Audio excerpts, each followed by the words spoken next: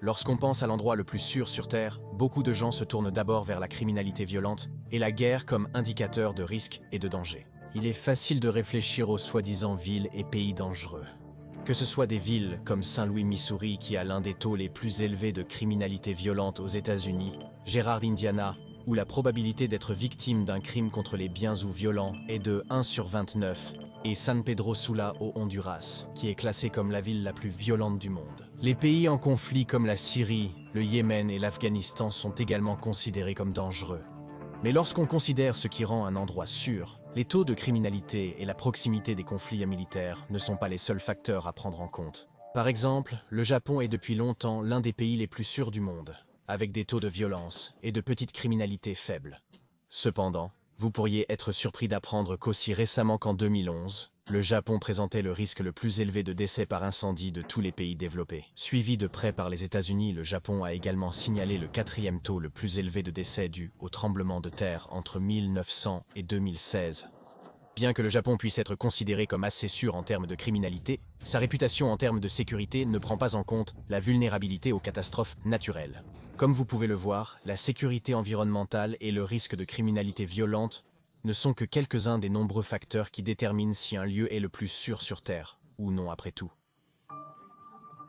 Dans le cadre de la violence économique et des désastres naturels, plusieurs indices de sécurité intègrent des indicateurs de santé comme l'espérance de vie ou les taux de certaines maladies, et des éléments environnementaux comme l'accès à l'air et l'eau propre. Qu'est-ce qui fait la sécurité d'un lieu? Et quels sont les endroits les plus sûrs sur la planète? Découvrons-le. Avant d'examiner des données précises sur des sujets tels que les taux de criminalité et les risques pour la santé, nous devons discuter d'un aspect moins évident mais très important. Nous parlons bien sûr de la perception des gens sur l'endroit où ils se sentent le plus en sécurité. Beaucoup de gens ont tendance à percevoir certains endroits comme plus sûrs que d'autres, et ce sentiment de sécurité est important, que ces sentiments soient ou non étayés par les données.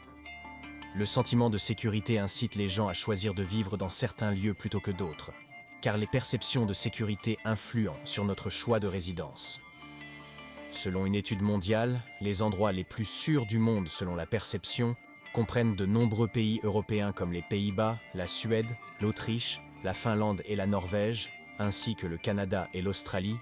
La Nouvelle-Zélande a été considérée comme le 3e pays le plus sûr selon l'étude, le Danemark occupant la 2e place. Le pays le plus sûr du monde basé uniquement sur la perception est la Suisse qui occupe également la 1re place pour le meilleur pays dans l'ensemble, dans un autre classement des actualités américaines. Même si la Suisse est vue comme la plus sûre, plusieurs facteurs concurrents pourraient contester cette perspective. Les avis sur la sécurité dépendent fortement de l'identité et du contexte de chaque individu, incluant la race, le sexe, la classe, l'ethnicité et d'autres facteurs. Généralement, les femmes se soucient plus de leur sécurité personnelle et prennent plus de précautions que les hommes. C'est surtout lié aux peurs des violences sexuelles, dont leurs inquiétudes sont justifiées. Malgré des taux généralement plus bas de criminalité violente, les femmes ont 2 fois plus de risques de subir des violences. Donc, une femme pourrait percevoir les endroits avec des rues mal éclairées et des ruelles isolées comme plus dangereux qu'un homme. Le contraste de perception étant étroitement lié à l'identité de genre. Mais aussi, certaines conditions comme la police sont perçues comme un signe de sécurité par certaines parties de la population et sont considérées comme dangereuses par d'autres, en fonction de leurs antécédents et expériences connexes. Par exemple, alors que certains peuvent voir une forte présence des forces de l'ordre comme un signe d'amélioration de la sécurité, les recherches montrent que de nombreux membres des minorités raciales et ethniques voient les forces de l'ordre avec plus de suspicion et de méfiance que les blancs en général.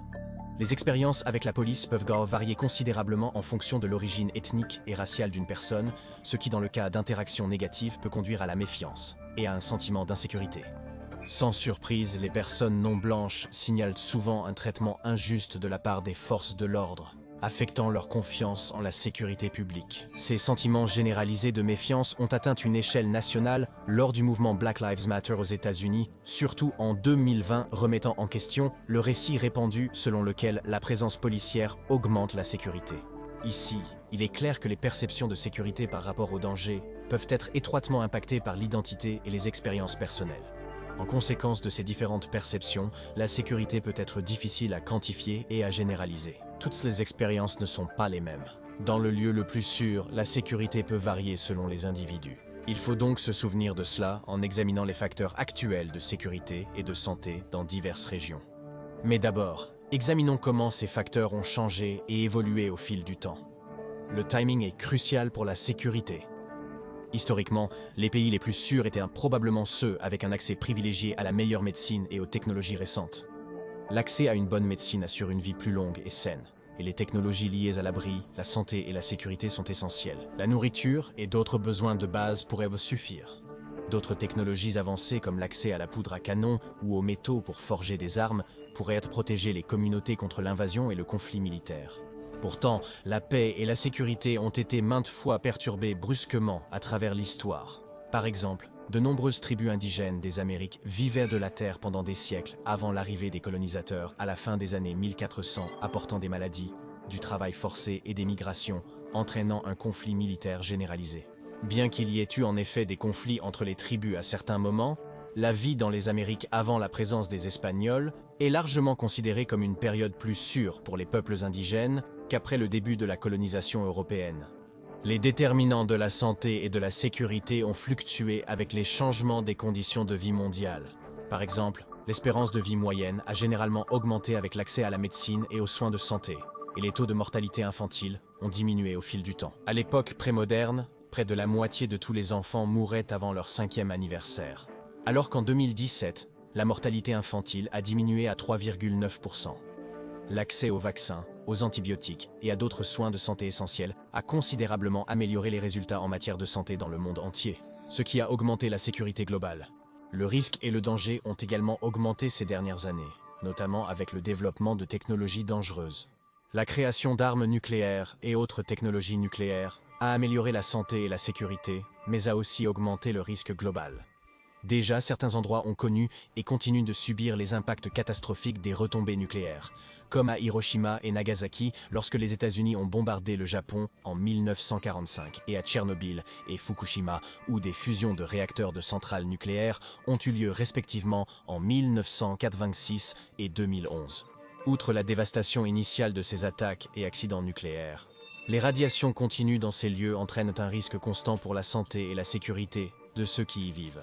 La menace constante de guerre nucléaire, ainsi que le risque toujours présent de catastrophes nucléaires, est une préoccupation de sécurité relativement nouvelle et en évolution, qui a émergé pour la première fois il y a près d'un siècle. Parallèlement, les inquiétudes grandissantes sur le changement climatique ont accru le risque dans de nombreux endroits du monde depuis les révolutions industrielles. D'ici la fin du XXIe siècle, de nombreux endroits à travers le monde seront inhabitables, en particulier les endroits les plus chauds du monde qui le deviendront de plus en plus. Les régions côtières et les îles confrontées à la montée du niveau de la mer, et les endroits les plus vulnérables aux ouragans et aux tempêtes tropicales. Avec des températures de plus en plus extrêmes, les sécheresses, inondations et événements météorologiques extrêmes se multiplient. Le monde deviendra indéniablement un endroit moins sûr pour vivre. Cela sera particulièrement visible dans les endroits les plus vulnérables au changement climatique. De nombreuses perspectives sur la santé et la sécurité ont disparu dans le contexte mondial, le monde ayant grandement changé depuis le pic de pandémies tels que le Covid-19, le VIH, le sida et Ebola. La pandémie de coronavirus, comme d'autres grandes épidémies, a exacerbé à la fois les succès et les échecs structurels et politiques des systèmes de soins de santé et de gestion des maladies dans le monde, en particulier dans les villes. Le Covid-19 est la première pandémie d'une telle ampleur dans notre monde urbanisé actuel. Dans les années 1900, lors de la grippe espagnole, seulement 14% de la population vivait en ville. Alors qu'aujourd'hui, 57% des gens vivent dans des villes à travers le monde. Cette migration a rendu les villes densément peuplées. Sans protection et politique de santé appropriée, les maladies peuvent se propager vite, submergeant les hôpitaux avec des problèmes de capacité. De nombreuses villes n'étaient pas équipées pour gérer correctement la pandémie de coronavirus, comme nous l'avons vu en 2020 et les années suivantes. Copenhague au Danemark, Toronto au Canada, Sydney en Australie et Tokyo au Japon ont notamment excellé. Ainsi, lorsqu'on pense à l'endroit le plus sûr sur Terre, la sécurité et la résilience des grandes villes ont commencé à jouer un rôle de plus en plus important dans la sécurité globale d'un pays. D'autant plus que le monde s'est urbanisé au cours du siècle dernier.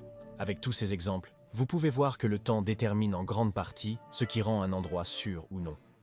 Face à des problèmes majeurs tels que le changement climatique, les pandémies et les retombées nucléaires, notre planète est en difficulté. L'état de sécurité change constamment dans notre monde. Les progrès récents en santé et technologie ont accru la sécurité de notre monde, malgré l'apparition fréquente de nouveaux risques. Quel est l'endroit le plus sûr sur Terre en 2023 et après? Analysons la situation actuelle des facteurs abordés, commençant par la santé. Comme discuté, la santé est cruciale dans notre perception de la sécurité mondiale. La structure sanitaire, les taux de maladie et l'espérance de vie indiquent la qualité des systèmes de soins en différents lieux. Les taux de natalité et de mortalité infantile peuvent jouer un rôle dans la détermination des conditions de vie pour les femmes enceintes et les nouveau-nés. De toute évidence, la santé peut prendre de nombreuses formes et aspects, qui peuvent tout nous informer sur le lieu le plus sûr sur Terre. Les taux de suicide, la prévalence des troubles mentaux, des soins et les évaluations du bonheur peuvent indiquer la santé émotionnelle d'un lieu. Tous ces classements et facteurs jouent un rôle dans la santé et la sécurité d'un lieu. Cependant, examinons aussi comment des personnes de divers milieux vivent ces conditions de santé et de sécurité. On pourrait avancer que l'accès à des soins de santé de qualité est un facteur clé de la santé et de la sécurité d'une région. Un système de santé publique bien développé indique une longévité accrue et une meilleure santé. La qualité et la capacité des soins de santé sont essentielles, particulièrement lors de crises sanitaires majeures, telles que la pandémie de Covid-19. En 2021, l'Institut du Commonwealth a examiné les systèmes de santé de 11 pays à revenus élevés, évaluant l'efficacité, le processus de soins et la qualité des résultats des soins de santé. D'après cette revue, la Norvège, les Pays-Bas et l'Australie offrent les meilleurs soins de santé.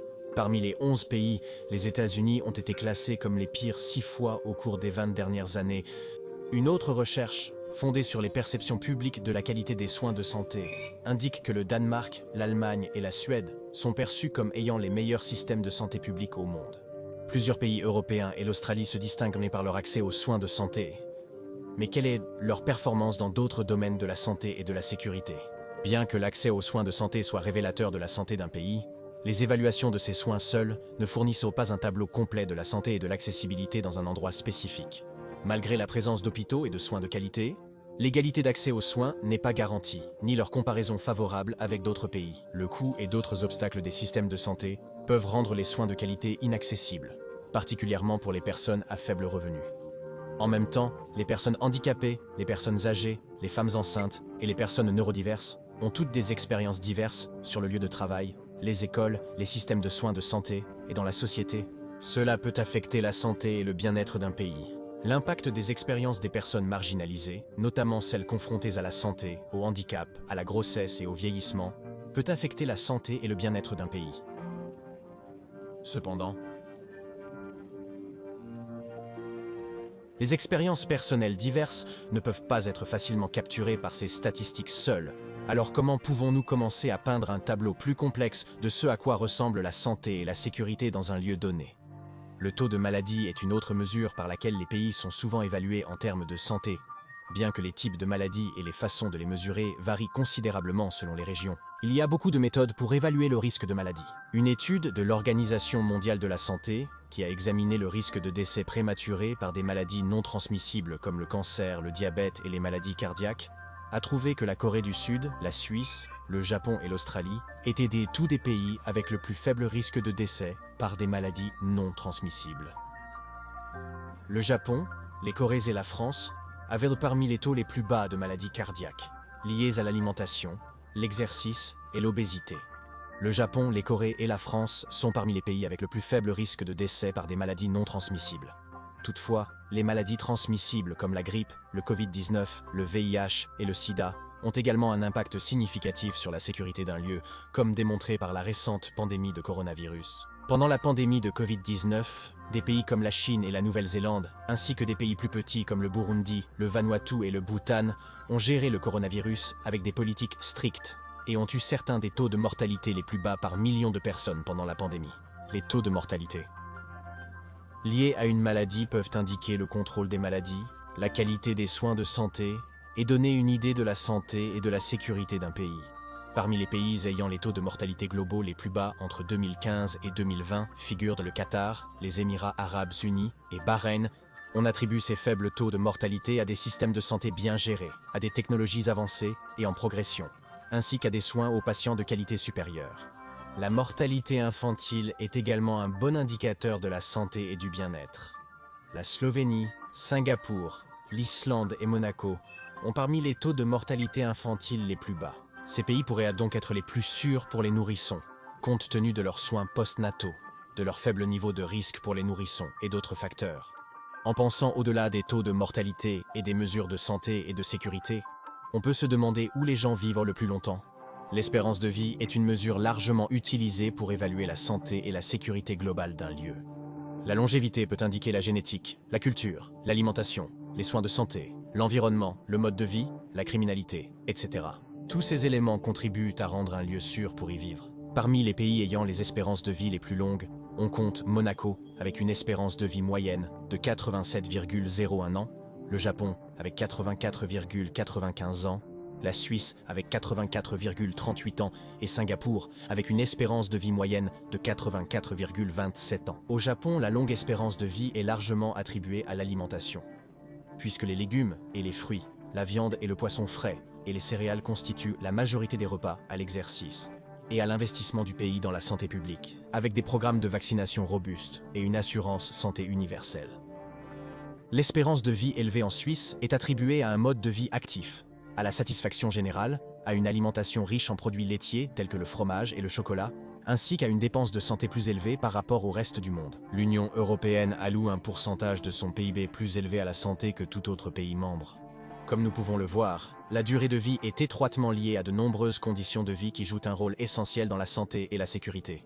Outre la santé physique et la durée de vie, un autre facteur important dans la santé et la sécurité est le bien-être mental et émotionnel. Une façon d'examiner le bien-être mental est de regarder les évaluations du bonheur par pays. Quels sont les pays les plus heureux? Selon un classement de 2021, la Finlande est le pays le plus heureux du monde. Le Danemark est le deuxième pays le plus heureux du monde.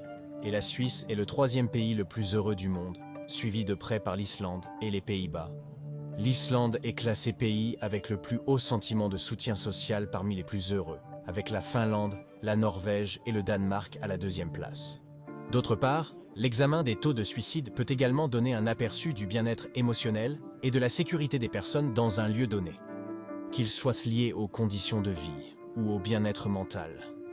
Les pays avec les taux de suicide les plus bas comprennent Antigua et Barbuda, la Barbade et la Grenade, ainsi que des pays comme la Jordanie, la Syrie, le Venezuela, le Honduras et les Philippines. De nombreux pays scandinaves comme la Norvège, la Suède, le Danemark et la Finlande ont des taux de bonheur élevés et des taux de suicide relativement bas. Mais les longs hivers avec des journées durant jusqu'à 20 heures ou plus sont associés aux troubles affectifs saisonniers.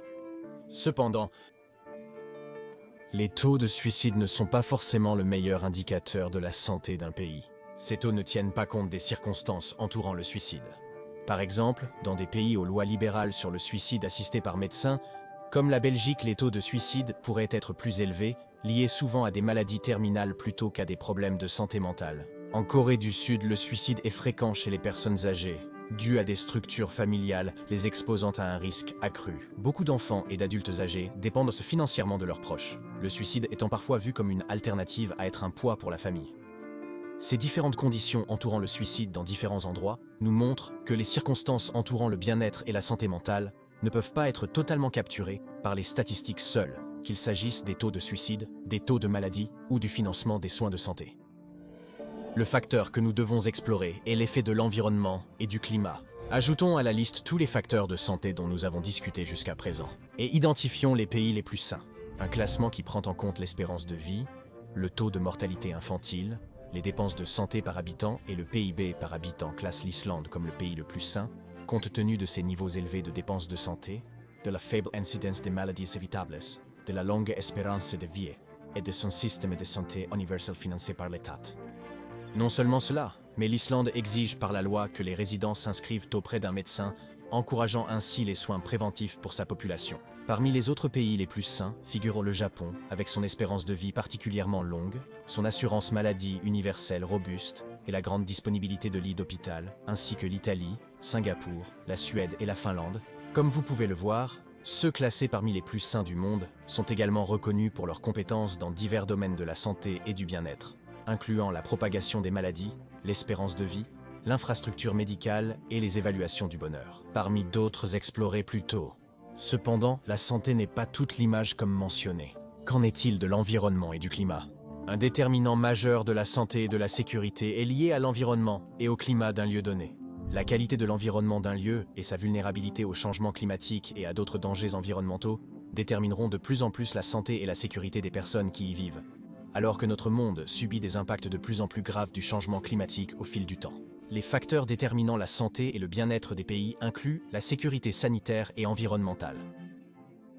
Cela comprend la résilience au changement climatique, le risque de catastrophes naturelles, la sécurité alimentaire, l'accès à l'air et à l'eau propre, et l'exposition aux radiations et produits chimiques nocifs.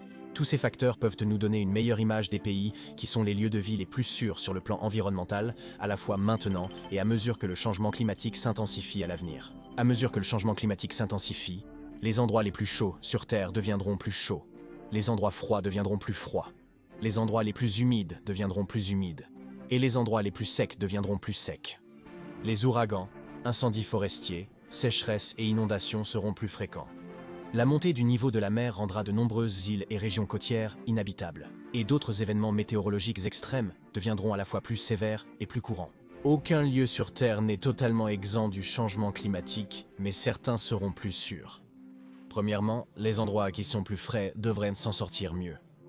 D'ici le milieu du XXIe siècle, on s'attend à ce que les températures estivales soient entre 5 et 6 degrés plus chaudes qu'elles ne le sont actuellement, partout en Amérique du Nord. Avec des tendances similaires dans le monde entier, les endroits les plus sûrs seront également éloignés de l'océan car de nombreuses côtes vont rétrécir et s'éroder, les îles pourraient se retrouver sous l'eau, et les tempêtes tropicales, les inondations et les ouragans deviendront plus fréquents, plus intenses et plus meurtriers qu'ils ne le sont aujourd'hui. Cependant, l'accès à l'eau douce est également impératif, alors que la demande en eau potable propre augmente. En même temps, les terrains désertiques et les endroits secs ont épuisé une grande partie de la réserve d'eau souterraine, et les terres sèches sont devenues incapables d'absorber la pluie qui tombe. De plus, l'altitude aura un impact significatif sur la sécurité contre les inondations et les températures extrêmes. Tous ces facteurs peuvent y protéger les gens du changement climatique, mais quel endroit sur Terre répond à ces critères? Parmi les lieux les mieux notés en termes de sécurité géographique face au changement climatique, on trouve le nord des États-Unis, notamment autour des Grands Lacs et du Nord-Est, ainsi que le Groenland, l'Irlande et le centre du Canada.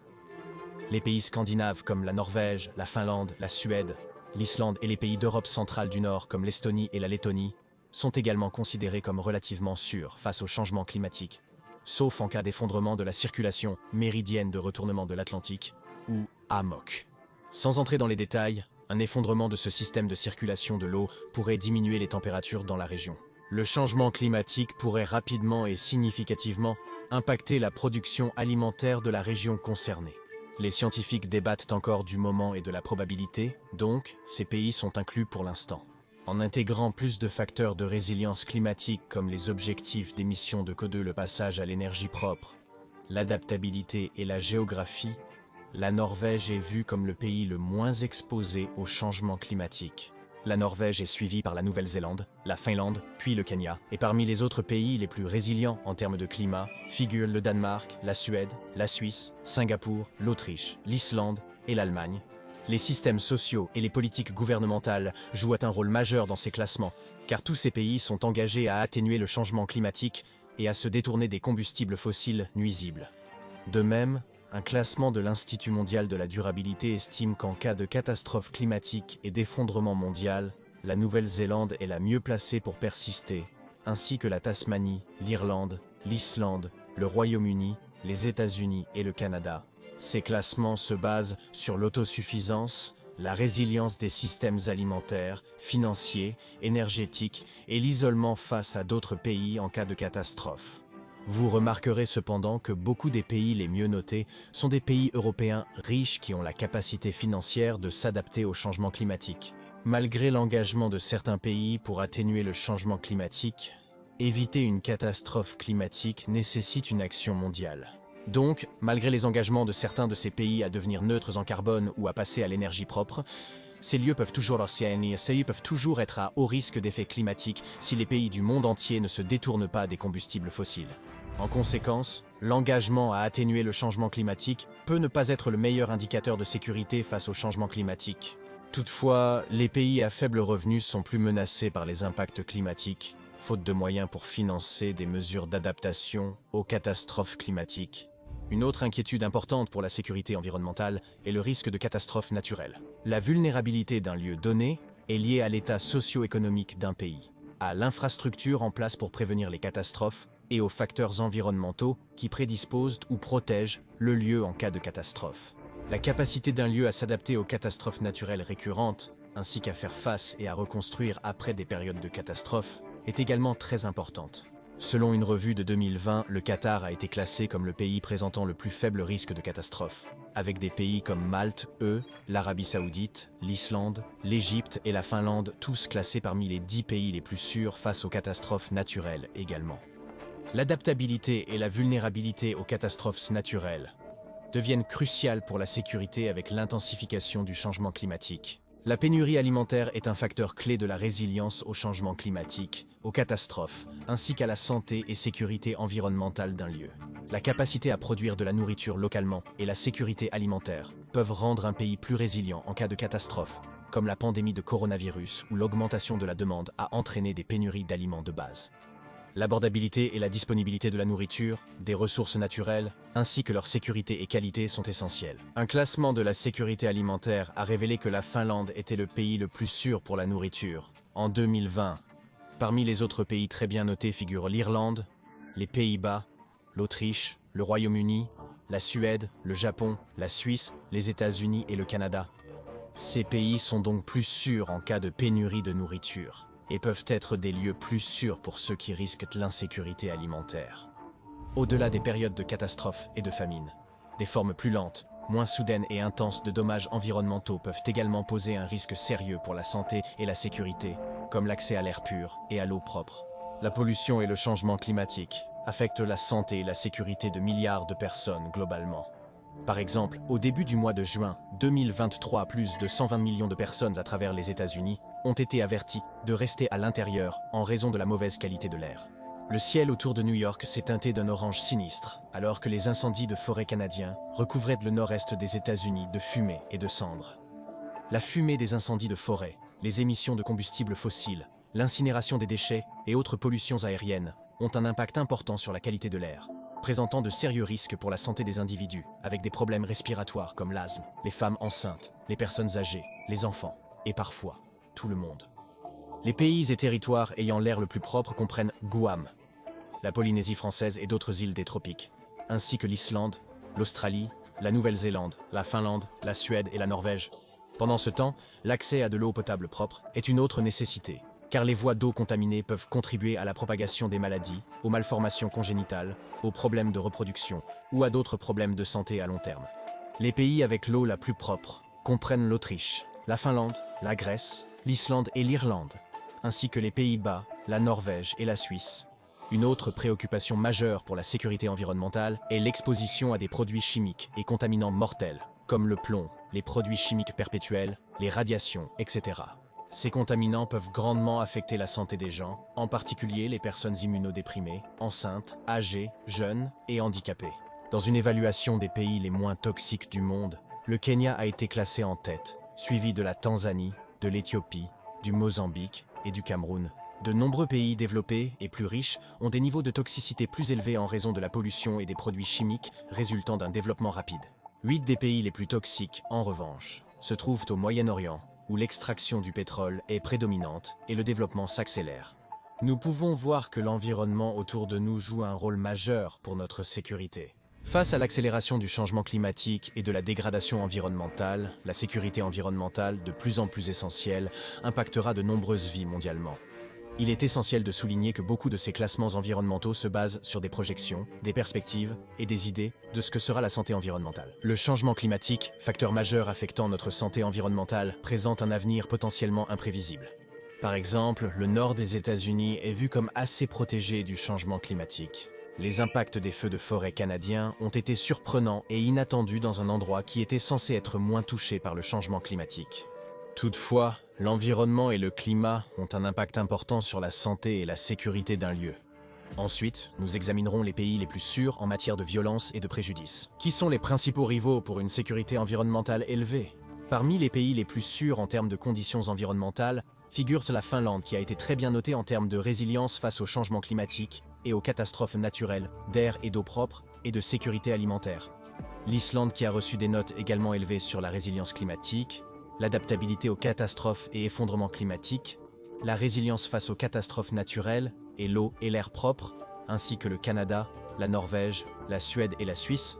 Mais comment ces pays réagissent-ils lorsqu'ils sont jugés sur leur sécurité face à la violence et aux dommages? La sécurité s'évalue aussi en étudiant les taux de violence et de préjudice d'un lieu. Bien que la violence soit souvent considérée comme l'une des formes les plus évidentes de sécurité ou d'insécurité dans un lieu, il existe un certain nombre de facteurs qui déterminent si la violence est un risque sérieux dans un lieu donné.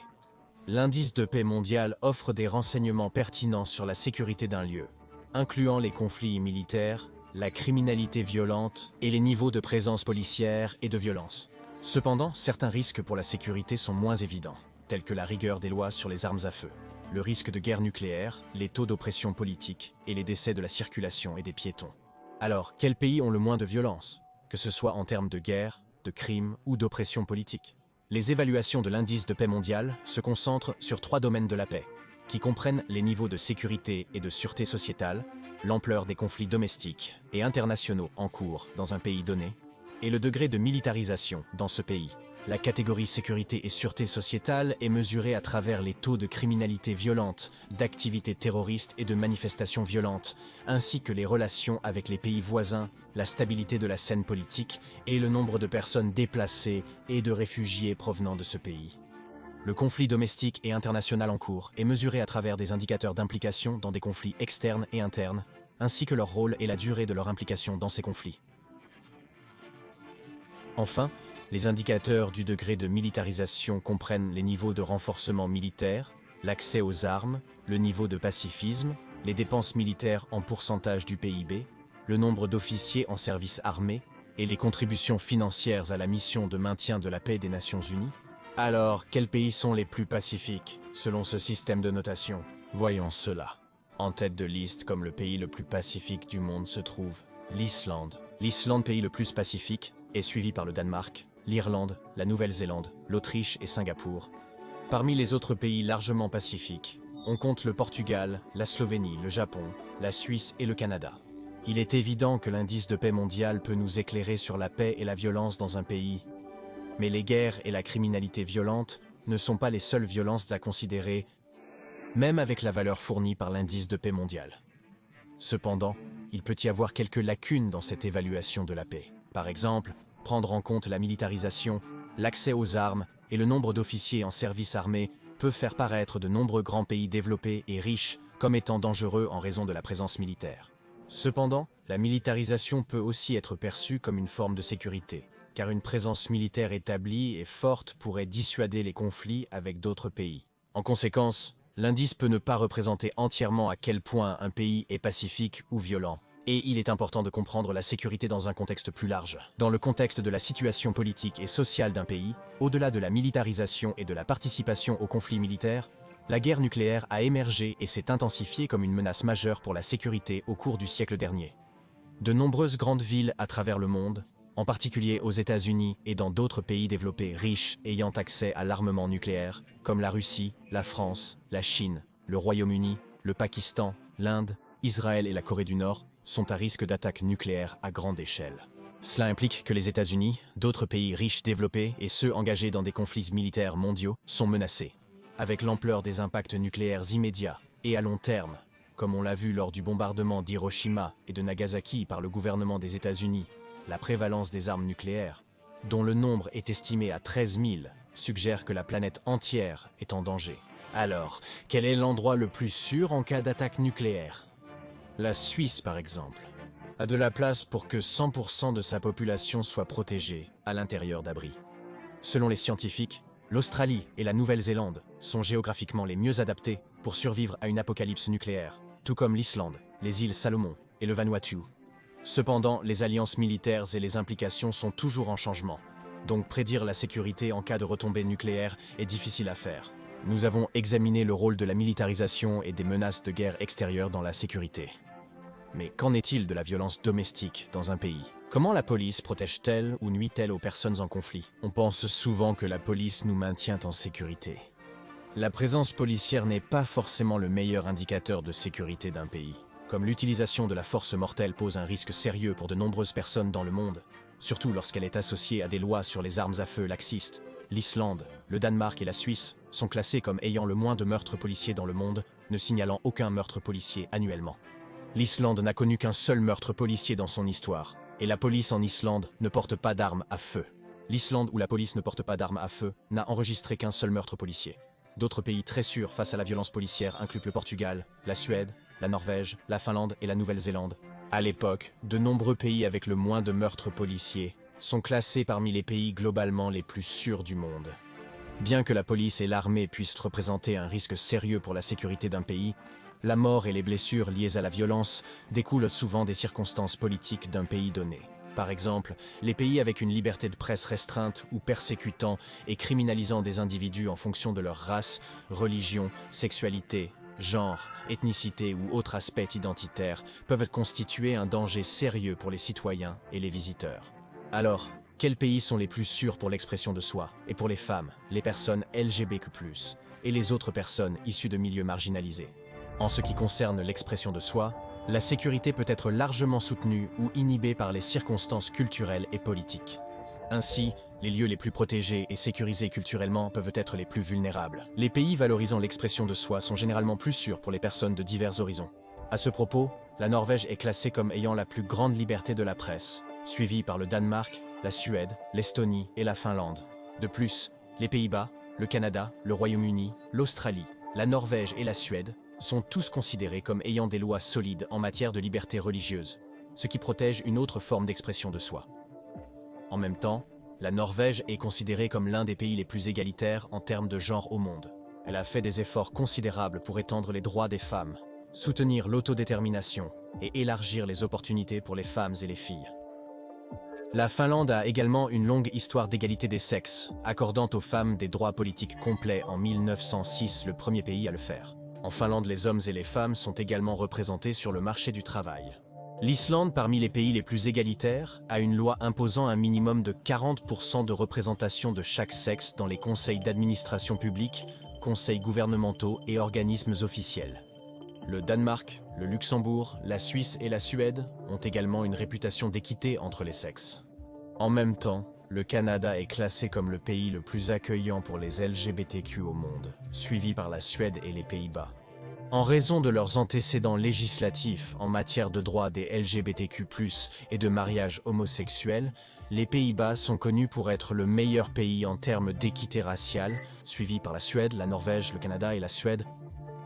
Selon la perception publique, tous ces facteurs contribuent grandement à la sécurité d'un lieu et des personnes de tous horizons qui y vivent. Un autre facteur important pour la sécurité est lié au taux de mortalité routière et piétonne, qui peuvent démontrer une forme de préjudice qui n'est pas toujours intentionnelle, mais qui a de graves implications pour la sécurité. Les endroits les plus sûrs pour conduire dans le monde comprennent Saint-Marin avec aucun décès signalé pour 100 000 habitants, la Malaisie, les Maldives, la Norvège, la Suède, le Danemark et la Suisse entre autres. La sécurité routière est essentielle pour déterminer les endroits les plus sûrs sur Terre car les conducteurs, les motards et les piétons sont tous à risque face aux conditions de route et de conduite dangereuses. Quels sont les pays les plus sûrs face à la violence? La Norvège, la Finlande, la Suisse, la Suède et le Danemark apparaissent tous comme relativement sûrs contre la violence, notamment dans leurs évaluations de la liberté d'expression, ce qui suggère qu'ils peuvent être particulièrement sûrs pour les personnes issues de milieux marginalisés. Alors, en tenant compte de tout ce que nous avons vu, quel est l'endroit le plus sûr sur Terre?